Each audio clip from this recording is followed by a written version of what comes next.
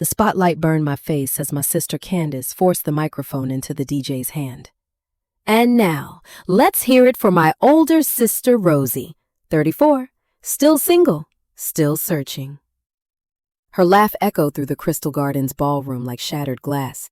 200 guests turned to stare at me, trapped at table 17, shoved between the restrooms and the kitchen doors, where servers crashed through with dirty plates. If you've ever been sacrificed on the altar of someone else's happiness, smash that like button right now. Welcome back. And I love you. Subscribe to Formidable Revenge channel if you believe some betrayals deserve to be answered, because what happened next that night changed everything. Drop a comment telling me where you're watching from, and buckle up. Candace wasn't finished. She dragged me onto the dance floor for the bouquet toss, her manicured nails digging into my wrist.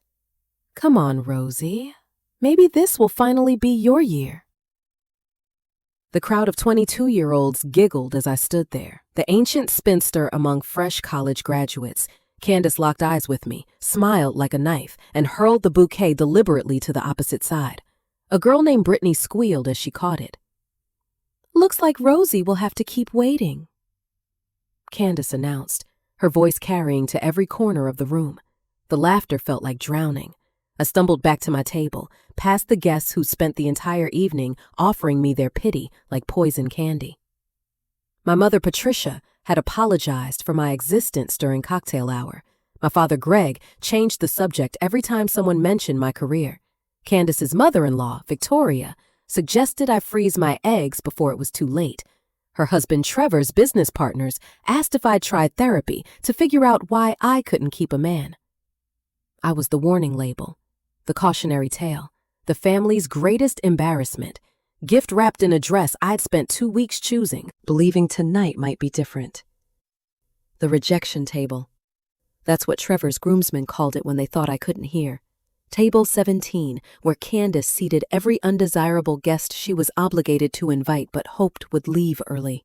My table mates included her elderly boss who kept falling asleep, 2 awkward interns who wouldn't make eye contact, and Great Aunt Phyllis, who spent an hour explaining why my standards were unrealistic.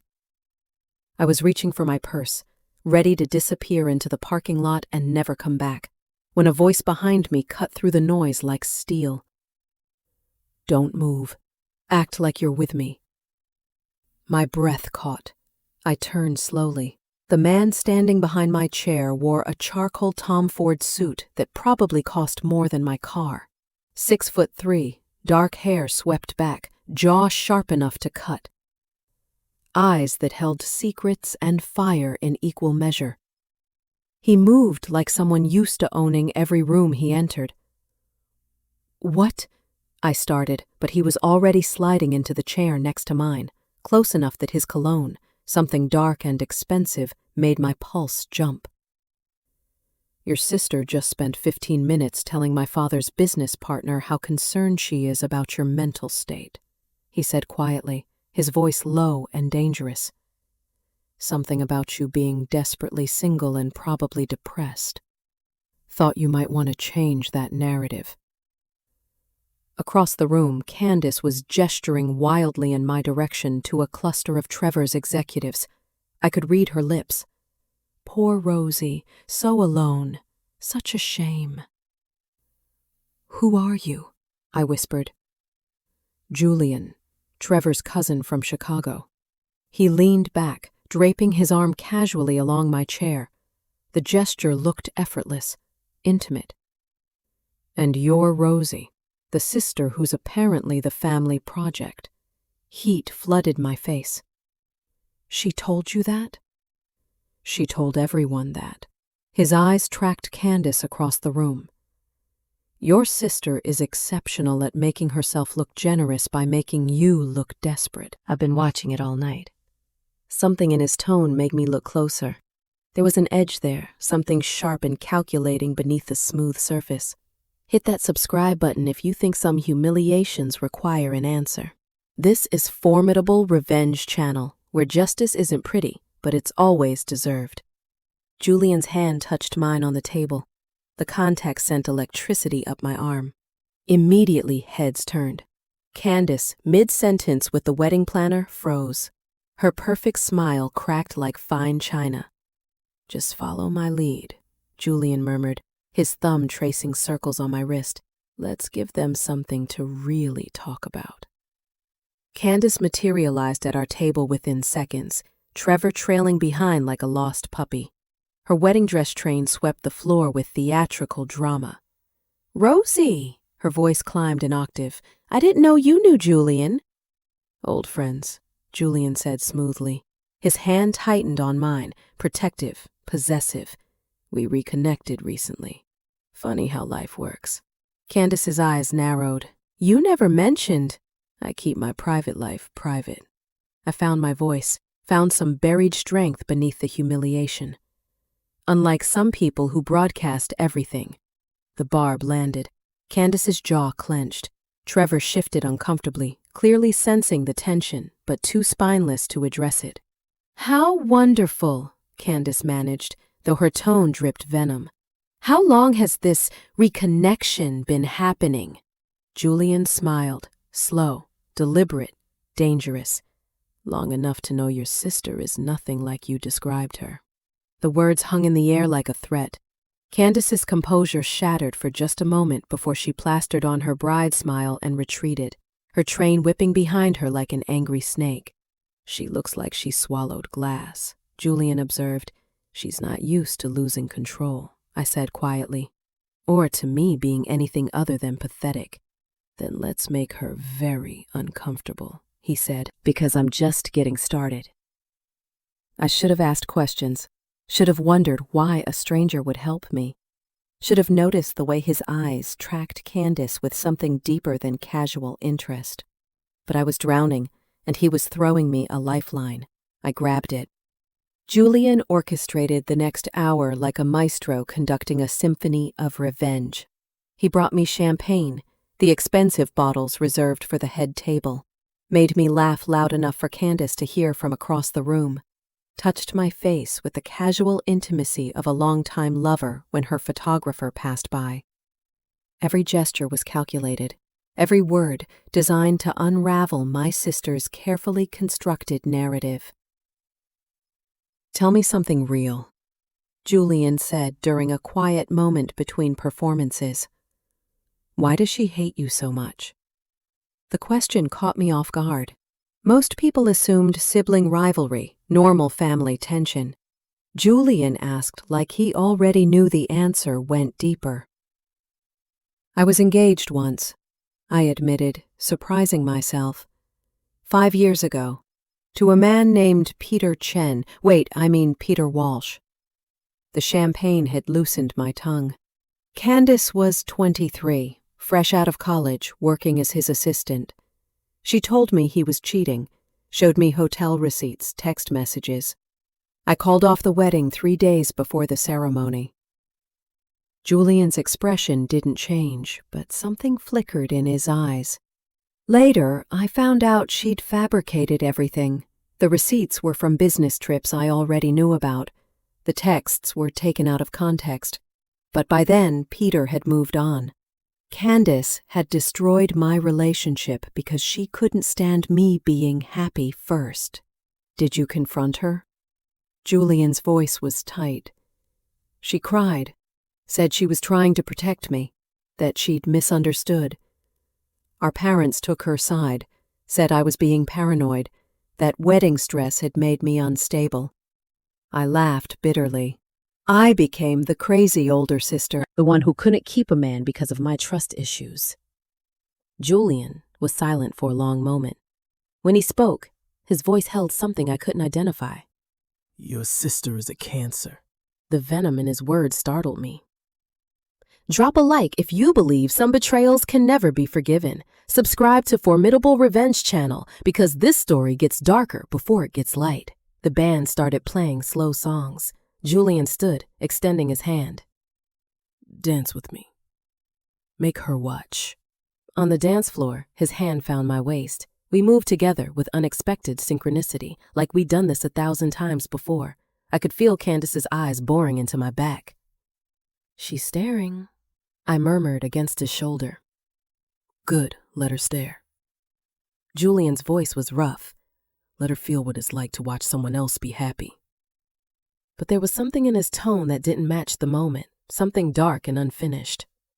Julian, why are you really doing this? I pulled back slightly to see his face. His expression was unreadable. Maybe I have my own reasons to want your sister uncomfortable. Before I could ask what he meant, Candace appeared beside us, Trevor in tow. Mind if I cut in? Her smile was strained. Yes. Julian said flatly, we mind. Candace's mask slipped. I just wanted to say I'm happy Rosie finally found someone. We were all so worried. Were you? Julian interrupted, his voice sharp as broken glass. Because from where I'm standing, you spent this entire evening humiliating her. The table placement, the introductions, the bouquet toss. That wasn't concern. That was cruelty. The confrontation drew attention. Guests nearby stopped talking. Trevor grabbed Candace's arm, trying to pull her away, but she jerked free. I don't know what Rosie told you. Candace started, her voice climbing. She didn't have to tell me anything. Julian cut her off. I watched you humiliate your own sister at your wedding. I watched you introduce her as the family disappointment. I watched you throw that bouquet deliberately away from her while announcing she'd have to keep waiting. What kind of person does that?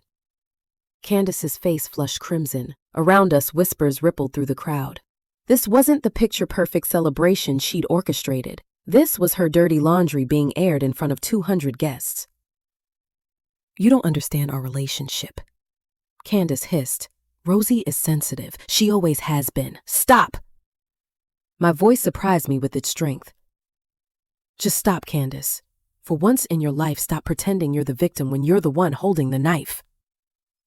The ballroom had gone quiet. Even the band had stopped playing. Candace stood there, her perfect bridal image crumbling, and for the first time in my life, I saw fear in her eyes. But Julian wasn't finished. He stepped closer to Candace, his presence suddenly menacing. You want to know why I really came tonight, Candace? Why I flew in from Chicago for a wedding I had every reason to skip? Trevor looked between them, confused. Julian, what? Ask your wife about Peter Walsh. Julian said quietly, dangerously. Ask her about 5 years ago. Ask her what she did to make sure Rosie's wedding never happened. My blood went cold. Candace's face drained of color. How do you? Candace whispered. If you're feeling the suspense, hit that like button. Subscribe to Formidable Revenge channel because this revenge has layers you haven't seen coming. Peter Walsh was my best friend from college, Julian said, his voice cutting through the silence. We lost touch after he moved here, but I knew him well enough to know he wasn't a cheater. When he told me what happened, how his engagement imploded because of manufactured evidence, I did some digging. Found hotel receipts that were legitimate, business trips, text messages carefully edited to seem incriminating. A systematic destruction of someone's relationship. My hands were shaking. You knew Peter. Julian's eyes met mine, and I saw genuine regret there. I'm sorry, Rosie. I should have told you immediately, but when I got the wedding invitation and saw your name listed as Candace's sister, I had to know if you were the same woman Peter almost married. The woman whose life Candace destroyed because she couldn't stand seeing you happy. You used me, I breathed. The fairy tale was dissolving. The rescue was revenge. No. Julian grabbed my hand. At first, yes, I came here to expose Candace, to make her face what she did. But then I met you and... Get away from my sister! Candace snarled, lunging forward. Trevor caught her. Candace, is this true? Did you sabotage Rosie's wedding? The entire ballroom was watching now. The perfect wedding had become a courtroom, and Candace was the defendant. Her silence was answer enough. You don't understand, Candace finally said, her voice breaking. Rosie always had everything. She was smarter, prettier, more successful. Everyone loved her more. Peter was supposed to be my chance to prove I was worth something too, but he barely noticed I existed. So when she got him, when she got the perfect engagement, the perfect life, I couldn't take it anymore. The admission hung in the air like poison gas. So you destroyed it, Julian said flatly. You destroyed your sister's happiness because you were jealous. I was protecting her, Candace shrieked, But the lie was transparent. Peter wasn't good enough. Peter moved to Seattle. Julian interrupted. Built a tech company from the ground up, married a woman who actually trusted him, has 2 kids now. He built a good life, Candace, a life Rosie should have had. Each word was a hammer blow. I felt myself swaying, the room tilting. 5 years. 5 years of believing I wasn't enough, that my trust issues had destroyed my one chance at happiness. 5 years of Candace's poison working through my veins. Rosie, wait. Julian reached for me, but I jerked away. You're just like her. My voice cracked. You both used me for your own agendas. You came here for revenge, not to help me. I was just your weapon. That's not, Julian started, but I was already moving, pushing through the crowd of stunned guests. Behind me, I could hear Candace sobbing, Trevor's confused questions, Victoria demanding to know what was happening. Let me know in the comments if you'd walk away or stay for the confrontation. Subscribe to Formidable Revenge channel for stories where revenge gets complicated. I made it to the parking lot before Julian caught up. His hand closed around my wrist, gentle but firm. Rosie, please, let me explain. Explain what? I spun around, tears streaming down my face. That you used me? That this whole night was about getting revenge on Candace through me? Was anything real, Julian? Yes. His voice was raw. Everything after the first 5 minutes was real. I came here with a plan, to expose Candace publicly, to make her feel what she'd done to Peter, to you. But then I talked to you, danced with you, watched you be strong and funny and kind despite everything she put you through. And somewhere between the dance floor and now, this stopped being about revenge and started being about you. I don't believe you, I said, but my voice wavered. Peter called me 3 months ago, Julian said quietly. He'd seen the wedding invitation, recognized your name, asked me to check on you, to make sure you were okay.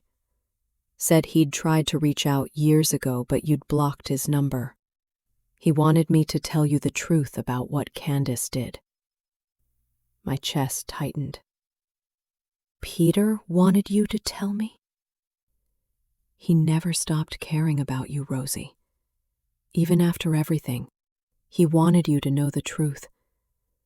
That's why I came tonight. But I swear, what happened between us, the way I feel, that wasn't part of any plan. I wanted to believe him. God, I wanted to believe someone actually saw me as more than a charity case or a weapon. But trust was a luxury I couldn't afford anymore. I pulled away from Julian and drove home in a fog. My phone buzzed incessantly, calls from my mother, text from Candace alternating between apologies and accusations, messages from guests asking what had happened. I turned it off. The apartment felt hollow. I'd spent the entire evening believing I was being rescued, that someone had finally seen my worth. Instead, I'd been a pawn in someone else's revenge plot. Julian had been just as manipulative as Candace, using me to wound her the way she'd wounded Peter. At 2 a.m., someone knocked on my door. I opened it to find my mother standing there, her face drawn and tired. Rosie, we need to talk.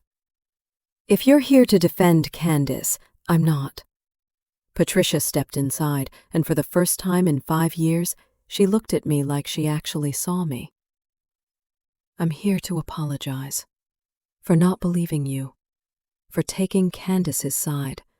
For letting her poison us all against you. I stared at her, speechless. After you left the wedding, people started talking. Candace's college friends, some of Trevor's groomsmen, they all had stories about her. Manipulation, lies, sabotage. Trevor's mother pulled me aside and told me Candace had tried to break up their relationship twice before the engagement. We all ignored the signs because we wanted to believe she'd changed.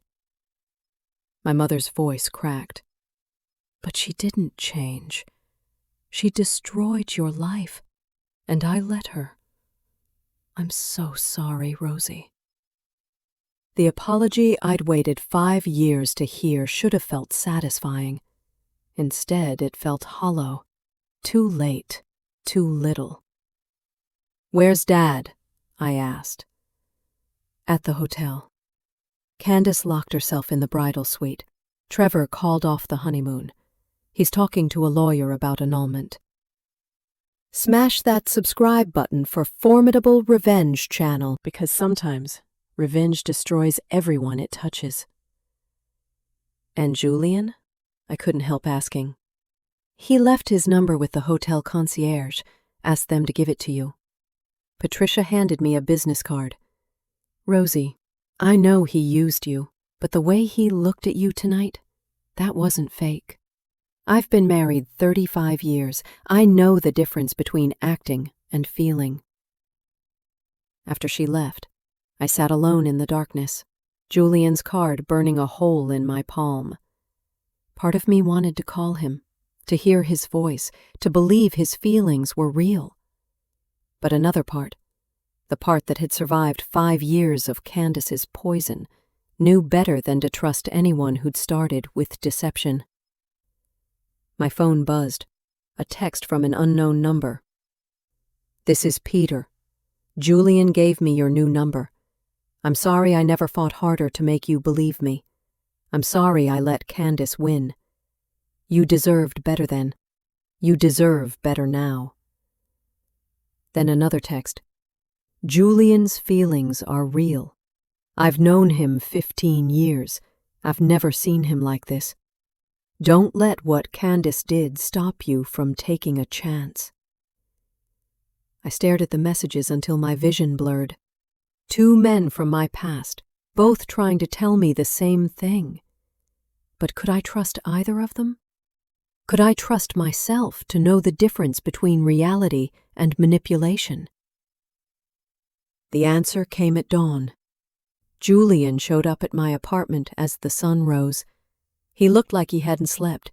Shirt wrinkled, hair disheveled, shadows under his eyes. "Before you slam the door," he said quickly, "I need you to know something. Peter didn't just ask me to check on you. He told me what Candace took from you. Not just him, but your ability to trust anyone.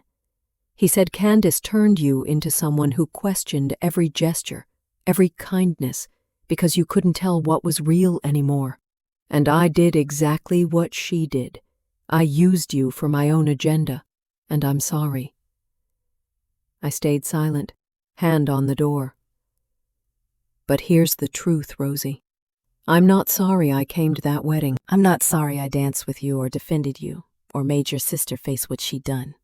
I'm sorry I lied about my reasons, but I'm not sorry for anything that happened after. Because meeting you, the real you, not the broken version Candace described, that changed something in me." "Words are easy," I said quietly.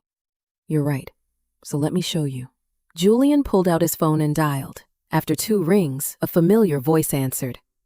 "Julian, did you talk to her?" My breath caught. "Peter?" "Rosie!" Peter's voice was warm, achingly familiar. "I'm so glad you're listening. I need you to know something. Julian didn't come to that wedding for me. He came for you. I told him about Candace, yes, but he spent 3 weeks researching her, tracking down people she'd hurt, gathering evidence. He built a case against her because he believed you deserved the truth. That's not manipulation. That's justice. Tell your friends to subscribe to Formidable Revenge channel if they believe some people deserve to face their crimes." "And if he told me from the start?" I asked. "If he'd been honest about knowing Peter, about his real reasons for being there, would you have trusted him?" Peter asked gently, "Or would you have shut down, built walls, protected yourself the way you've done for 5 years?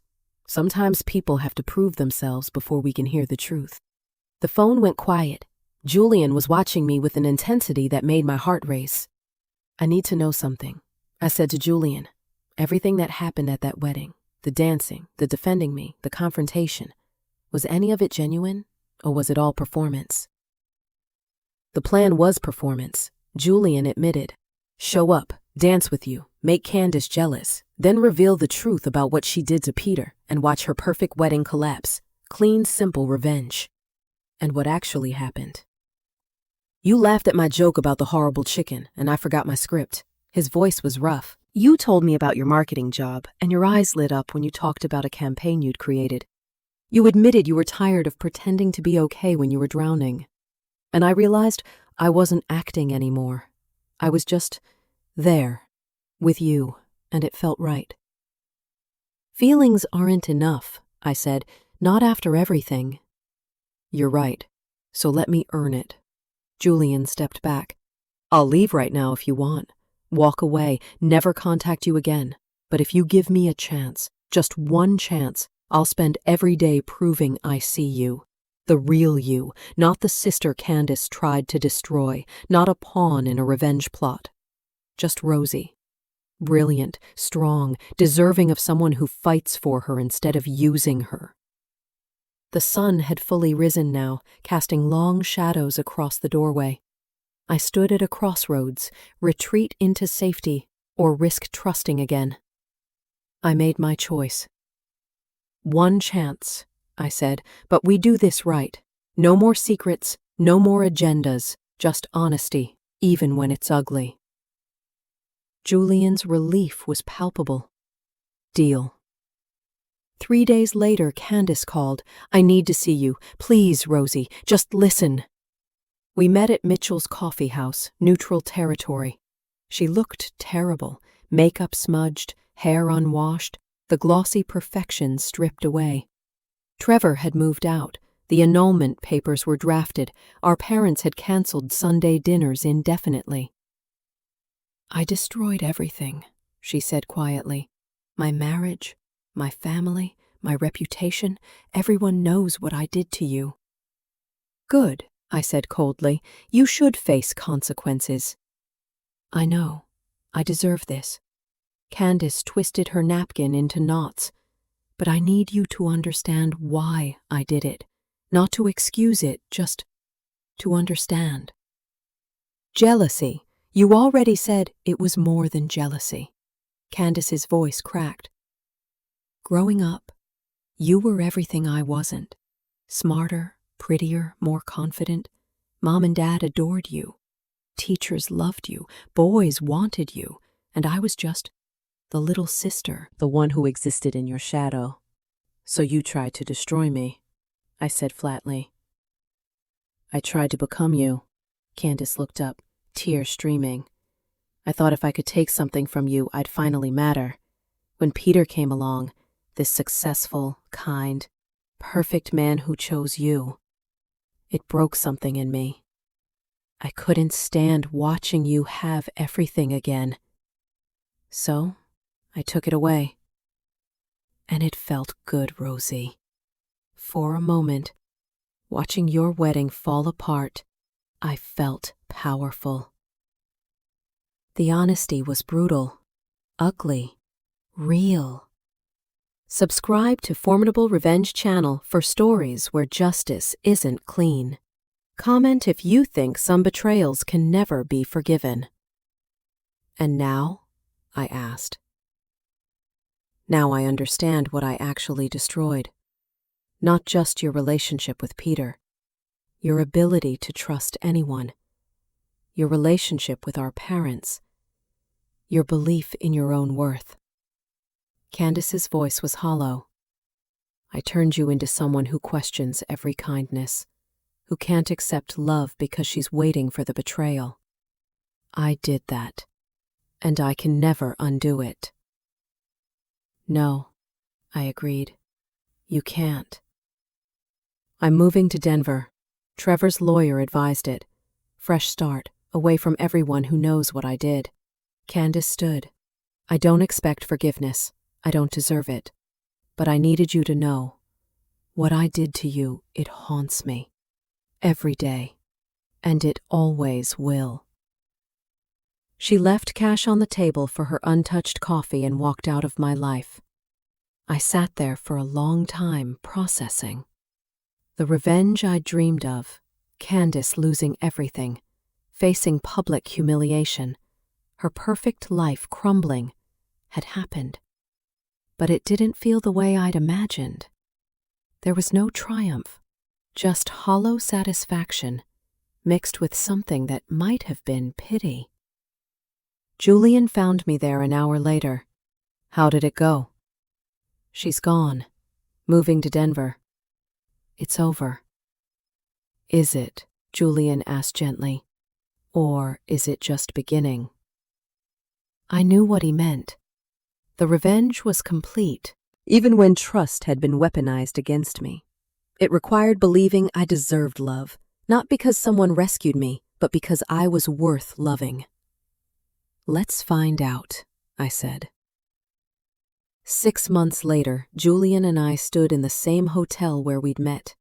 But this time, I wasn't trapped at a reject table. I was hosting an exhibit for my marketing firm's biggest campaign, a project I'd nearly turned down because imposter syndrome told me I wasn't ready. Julian had convinced me otherwise, not by rescuing me, but by reminding me of my own strength. Nervous? He asked, adjusting my collar. Terrified, I admitted. What if I fail? Then you fail, and you try again, because you're Rosie Lancaster, the woman who survived her sister's betrayal, rebuilt her life, and refused to let anyone tell her she wasn't enough. He kissed my forehead. You've got this. The exhibit was a success.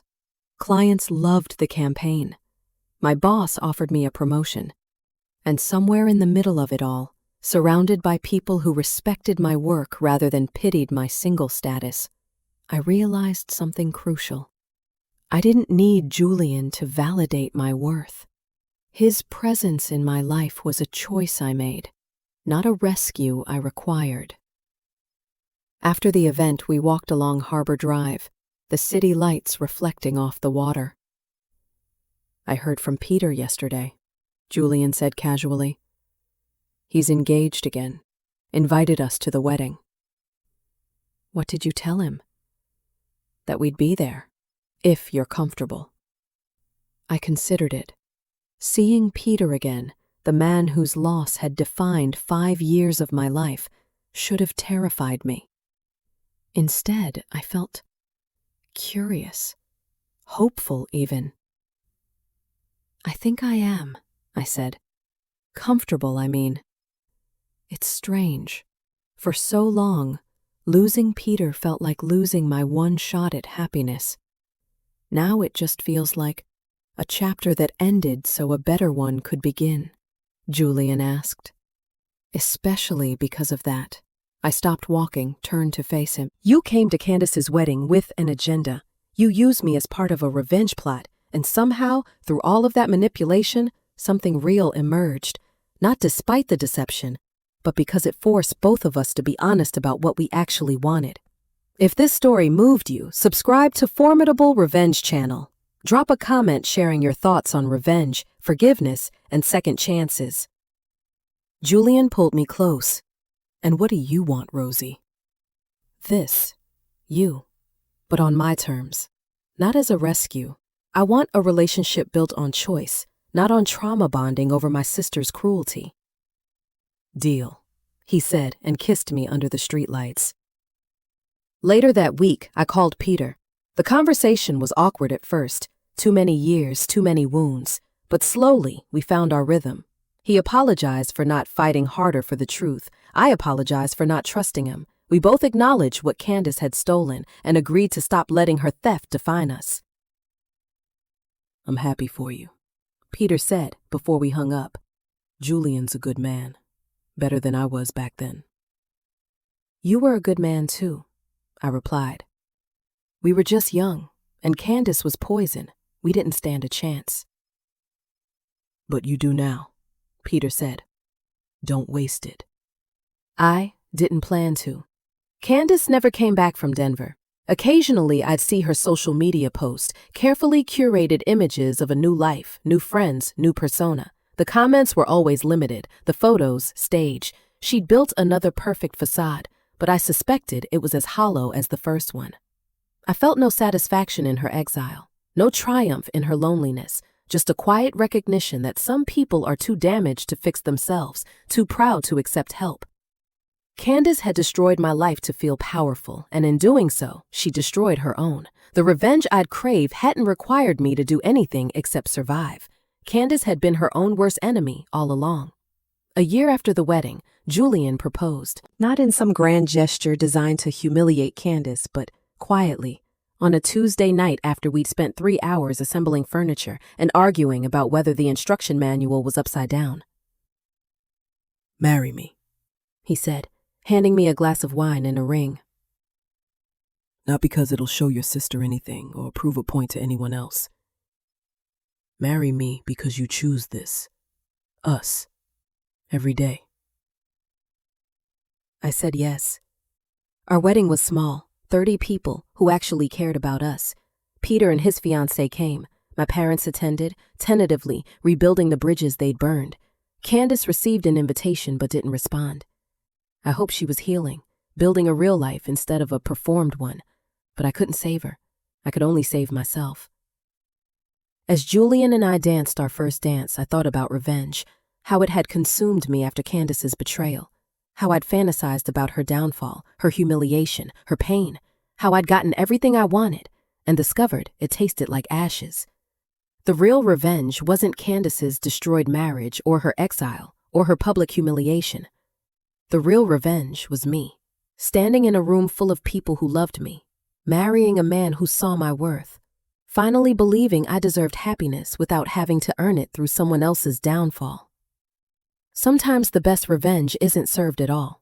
Sometimes it's just living well enough that the people who tried to break you become irrelevant to your happiness. That's how you win.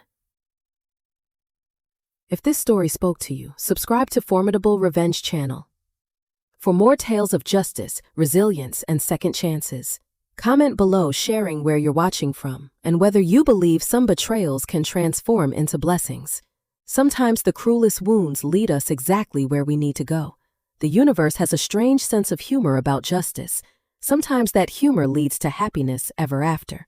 Not because revenge was sweet, but because survival was sweeter.